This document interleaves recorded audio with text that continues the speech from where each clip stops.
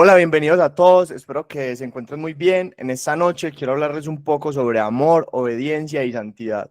Mi nombre es Emanuel Madir Restrepo y espero que junto conmigo aprendamos mucho en este ratico.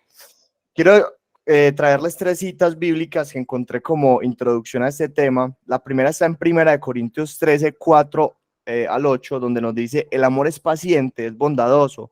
El amor no es envidioso, ni es presumido, ni orgulloso. No se comporta con rudeza, no es egoísta, no se enoja fácilmente, no guarda rencor. El amor no se deleita en la maldad, sino que se regocija con la verdad. Todo lo disculpa, todo lo cree, todo lo espera y todo lo soporta. El amor jamás se extingue, pero las profecías cesarán, las lenguas terminarán y los conocimientos se agotarán. Y en la otra, que es Hebreos 12:14, nos dice: busquen la paz con todos, la santidad, sin la cual nadie verá al Señor. Y por último, Juan 14:15 nos dice: si ustedes me aman, obedecerán mis mandamientos. Entonces creo que son unas citas muy importantes de las cuales, si nosotros empezamos a entender un poco qué es el amor, a ver un poco qué nos habla Dios sobre la santidad, que sin ella no lo podremos ver, un poco de cómo debemos de amar, es lo principal que yo quiero enfocar este mensaje y de lo cual yo quiero que ustedes aprendan hoy pues algo y que se lleven. Como dice acá, lo primero que quiero hablar son los conceptos como más importantes que tenemos. Entonces la palabra griego para el amor es ágape, ¿cierto? De la cual se usa en la Biblia como para referirse a un amor incondicional que Dios nos entrega a nosotros. La primera prueba de amor que Él hizo incluso por nosotros fue entregar a su único hijo que tenía para que nosotros fuéramos salvos y que todos nuestros pecados fueran perdonados. También tengo dos palabras que quiero hablarles que vienen del griego, que dice proskollao, que es unir, ¿cierto? Yo les voy a decir por qué traje esta palabra. Y la otra que es collao, que es adherido a. Entonces, vamos a hablar un poco de qué es el amor, ¿cierto? Sobre el amor tengo estas citas, pero antes de leerles estas citas, quisiera hablarles un poco sobre lo que nos dice Efesios 5:31, que nos habla cuando nos unimos en matrimonio, la cual dice: por eso dejará al hombre a su padre y a su madre y se unirá a su mujer y los dos serán una sola carne. Esto es lo que pasa cuando dos personas se casan y pues empiezan a tener relaciones sexuales, empiezan a tener una sola carne, ¿cierto? Entonces es necesario hablar sobre la importancia de lo que sucede pues cuando dos personas se unen eh, íntimamente, en lo cual, como veíamos en la palabra, pues en la diapositiva, perdón, anterior, proscollao es una palabra de la cual nosotros nos unimos a otra persona. Entonces, todas las cosas que esa persona tiene, tanto buenas como malas, empiezan a ser parte de nuestras vidas. Por eso es que es tan delicado, o pues las personas dicen que lo mejor es guardarse hasta el matrimonio para que no cargar con todas esas cosas que las otras personas pueden llegar a tener y que nos pueden llegar a afectarnos. Por eso muchas veces nos hemos preguntado quizás si la depresión, si la ansiedad, si la tristeza o de infinidades de cosas han llegado a nuestras vidas. Puede ser porque no hemos aún sido arrepentidos y no hemos llevado a la cruz esas cosas con las cuales hemos cargado. Por eso, luego podemos ver cómo en esta cita que le leía en Efesios 5:31, la palabra unir, que viene de este griego, significa que cuando nosotros nos unimos a esa persona, ya empezamos a hacer una sola carne. Pero no solo eso, sino que el diablo ha querido hacernos entender de que el hecho de creer de que cuando tenemos sexo con alguien es solo físico, eso es mentiras, porque es algo más allá de eso. El coyoao llega de lo que hacen los animales, de lo que hacen los perros, de que ya es una unión más cercana, por eso se adhiere a. Y cuando vemos el se adhiere a, es que todas esas cosas que esa persona traía, incluso las que nosotros también traíamos malas, pues ya hacen parte de nuestra vida. Entonces, partiendo de todo esto, quiero hablarles un poco del amor, donde leíamos en 1 Corintios que el amor es paciente, el amor todo lo soporta, el amor es algo de lo cual Dios nos enseñó y nosotros debemos de empezar a replicar en nuestras vidas. Pero no solo eso, sino que el amor es más poderoso que la muerte, más fuerte que la tumba. Y el amor es algo de lo que no se detiene de nada y no cede a nada, como lo dice acá en Cantares 8, 6 al 7. También el amor al prójimo lo podemos ver de otra manera, de cómo nosotros amamos a nuestros hermanos, cómo amamos a nuestros amigos, cómo amamos a cada una de las personas que incluso nos han herido, que incluso han hecho cosas que nosotros decimos: yo nunca perdonaría eso. Cómo perdonamos a un padre que quizás nos ha maltratado, que un padre que quizás nos ha abandonado, o alguien de nuestras vidas, una relación, cómo todo eso lo perdonamos y empezamos a pedir para que esa persona le vaya bien y dejar a un lado todo lo que nos dolió y con amor tratar de ver a esa persona con unos ojos diferentes. Otro amor que también podemos ver es el amor en el matrimonio, en el cual un marido ama a su mujer como a su propio cuerpo, como a su propio cuerpo, y el que ama a su mujer se ama a sí mismo. Entonces nosotros no podemos amar a alguien, sino primero también nos amamos a nosotros, ¿cierto? Porque digamos que es muy importante que haya amor hacia las otras personas, pero primero el amor debe salir de nosotros y debe salir de nosotros hacia el Padre. Y si nosotros amamos bien a nuestro Padre, pues de ahí en adelante vamos a amar muy bien a las otras personas. Incluso dicen por ahí que si uno ama a los padres terrenales, que cómo uno se comporta con los padres terrenales, que como uno se comporta en la casa, así va a ser en el matrimonio. Pero yo creo que no solo es cómo se comporta en la casa, sino cómo se comporta de uno internamente hacia Dios. También hay un amor para nuestro Padre porque dice en Juan 3:16, que es una cita que casi todos conocemos, que dice, de tal manera amó Dios al mundo que ha dado a su Hijo unigénito, que lo mencioné ahorita, para que todo aquel que en él crea no se pierda, más tenga esa vida eterna. Entonces, también quiero hablar un poco de la segunda palabra que me trae en el título, que es la obediencia. Esta viene de la palabra griega upakoe, que quiere decir que es una palabra que se refiere a la acción de cumplir una orden o un mandato, ¿cierto? Es un sometimiento, es una sumisión a la cual nosotros tenemos unos 10 mandamientos, pero aparte de eso tenemos muchas más palabras en la Biblia que nos demanda de nosotros un poco y todo eso, cómo nosotros lo llevamos a la cruz, cómo nosotros somos obedientes, cómo nosotros nos hacemos sumisos de cierta manera para entregarle a Dios todo lo que somos, pero de una manera verdadera, no entregarle solo algunas áreas de nuestras vidas, sino entregarle todo. Entonces podemos ver una obediencia a Dios, podemos ver una obediencia a nuestros padres y podemos ver una obediencia a las autoridades.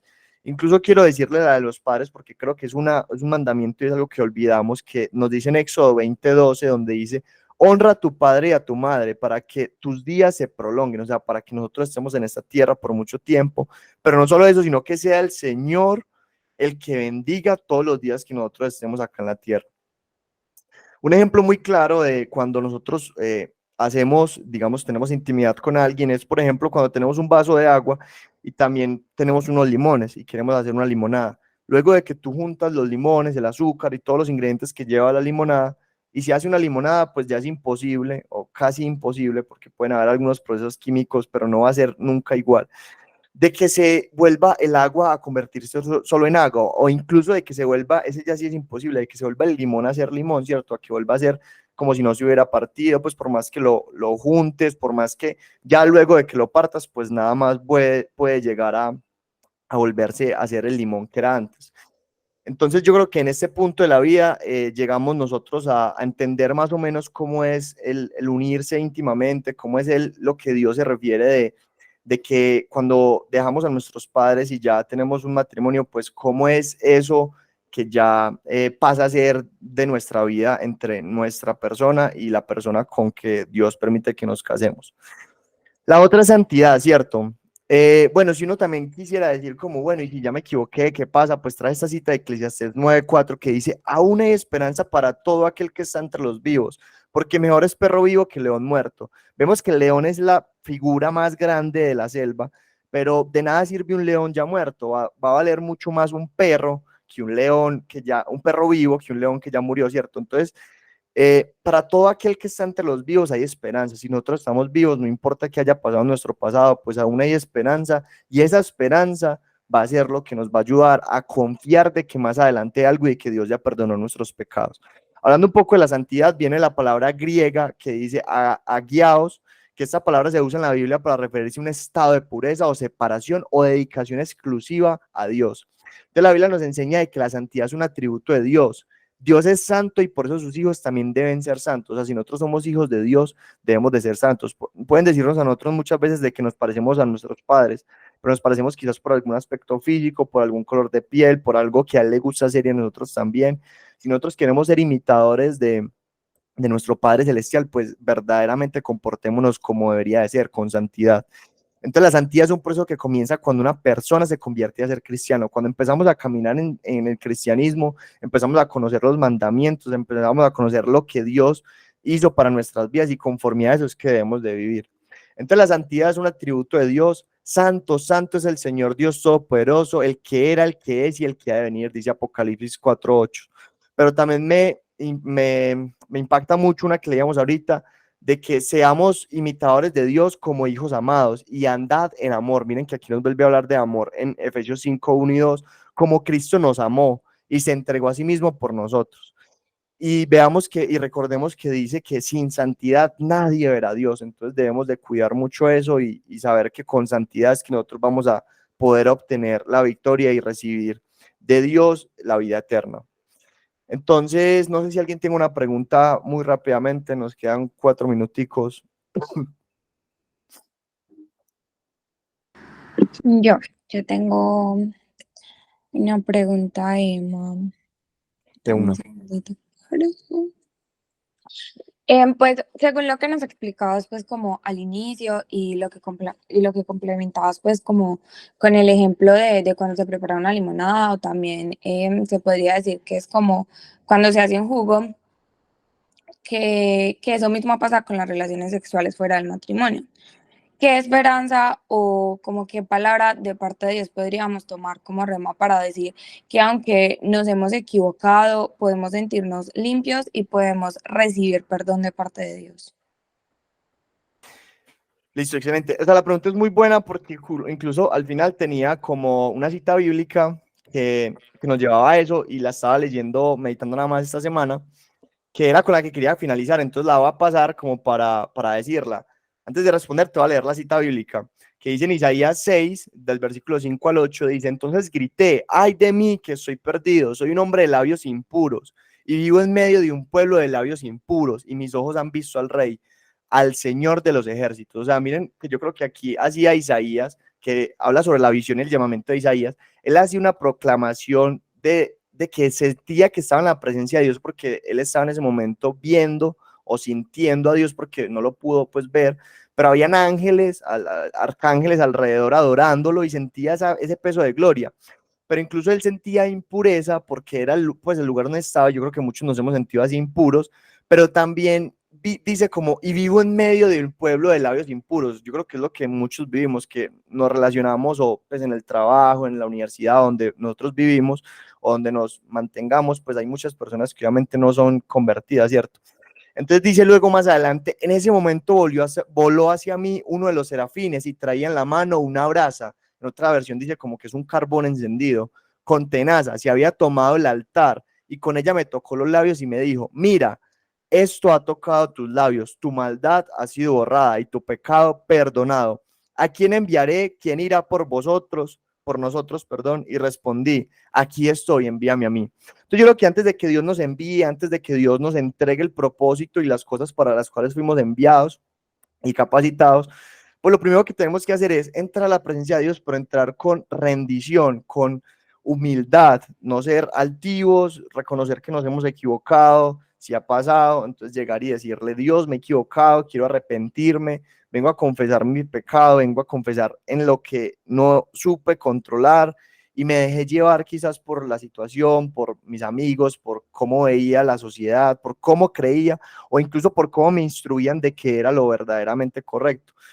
Y todo eso me llevó a equivocarme, a pecar. Pero esta es la palabra que yo creo que debemos de marcar en nuestras vidas como una bandera y como esperanza, porque dice, como ay de mí que estoy perdido. Yo creo que muchos nos hemos sentido perdidos, pero en ese momento cuando nos sentimos perdidos y entramos a la presencia de Dios con verdadera con verdadera reverencia, con verdadera, digamos, como que creemos de que Dios sí nos está escuchando con esa fe, con esa esperanza. Es en ese momento cuando Dios manda a sus ángeles a que, como a Isaías, traiga esa visión y ese llamamiento en el cual puso ese carbón encendido en sus labios y solo poniéndolo en sus labios fueron perdonadas su multitud de pecados y entregó propósito porque miren que le dicen como quién irá por nosotros y ahí es donde respondemos como yo iré y si tú me enviares yo sé que tú eres el que respaldarás mi vida. Entonces yo creo que esta es como la respuesta a eso. Bueno, quería agradecerles, ya se me acabó el tiempo. Espero que sigan aprendiendo mucho y sigan entendiendo de que aún hay esperanza para todos los que estamos vivos. Así que muchas gracias, Dios los bendiga y dale, Nata. Emma, bueno, yo tenía un aporte con respecto a lo que estabas enseñándonos. Bueno, son dos. Uno, que con respecto al amor, si nosotros vamos a Gálatas 5:22, ahí se hablan sobre el fruto del Espíritu Santo y pues cada uno de los que lo compone. Y el primero de todos es el amor. Entonces creo que es súper importante porque primero es amor y ya luego gozo, paz. Sabemos que es el Espíritu Santo el que nos lo da, pero es el amor el primero. Y también cuando vamos a Primera de Corintios 13, bueno, no lo voy a leer porque es muy largo, pero en Primera de Corintios 13, en todo 13, habla sobre la excelencia del amor y habla de que, o sea, ¿para qué vamos a hablar en lenguas o para qué vamos a tener otro don si no tenemos el amor? O sea, de nada nos va a servir tener otros dones, otros talentos si no vamos a tener el amor. Y eso se enlaza con la santidad y con la obediencia, porque realmente si yo no amo a Dios, para mí se va a convertir en una carga obedecerlo. O sea, para mí se va a convertir en una carga obedecer sus mandatos, se va a convertir en una carga hacer lo que Él diga. Entonces, necesitamos el amor porque eso nos va a llevar a obedecer a Dios y a guardar su ley. Exacto, muchas gracias, Nata, porque esa es como la conclusión que nos debemos de llevar, ¿cierto? O sea, si nosotros no amamos, entonces no vamos a tener un deleite y solo vamos a ver como, es que Dios no me deja tomar, es que Dios no me deja ir a esto, Dios me prohíbe esto, o sea, vamos a ver a Dios como alguien que prohíbe y prohíbe y prohíbe y no ver que todas las cosas que Dios está permitiendo que no hagamos, o sea, todas las que Él nos instruye a no hacer, es para nuestro bien, ¿cierto? Porque eso al final trae un montón de beneficios que no vemos y solo vemos como es que soy diferente, o es que me van a tratar diferente, o es que esto, o es que aquello, sabiendo que eso va mucho más allá y eso va a hablar de nuestro testimonio, va a hablar de lo que Dios está haciendo en nuestras vidas, va a hablar de todo lo que Dios de ahí en adelante va a hacer a través de nosotros y que nuestra mejor carta de presentación es nuestro testimonio. Dale, Juli. Yo tengo algo por decir muy, como muy enlazado a lo que decía Natalia, pero también se basa en que si realmente conoces la paternidad de Dios, porque cuando conoces la paternidad es cuando conoces el verdadero amor genuino. Entonces va a venir lo que tú decías de el no tomar, digámoslo así, las cosas que Dios nos dice como una obligación. Incluso en estos días se lo decía a alguien que no conoce de Dios y me decía como, es que la religión, entonces yo le dije como, es que esto no se trata de una religión, sino de tú tener una relación con Dios, con papá, de que tú no te cohibes de hacer cierto tipo de cosas, no porque un hombre te lo diga, sino porque realmente conoces el amor de Dios y te duele herir a papá, y porque obviamente mayores son los planes que Dios tiene para nosotros que los que nos, pues, de los que nosotros nos podemos alcanzar o imaginar. Entonces, yo creo que también va muy ligado al verdaderamente conocer el amor de Dios y conocerlo en su etapa de papá y que tú consideres como que Él es tu papá y ese padre amoroso para que tú no sientas que te estás cohibiendo, sino que antes estás haciendo algo en pro primeramente a lo mejor que Dios quiere para ti y también para tu relación con Él y tu ministerio. Exacto, entonces sí, ya, me alegra pues que les hubiera gustado, que pues la verdad, gracias también por compartirnos lo que más o menos iban entendiendo, lo que Dios iba hablando a sus vidas. Espero que este tema pues edifique sus corazones, que puedan impartírselo a más personas. Y bueno, muchísimas gracias, que acaban de tener un feliz resto de día. Dios los bendiga. Gracias, Emma.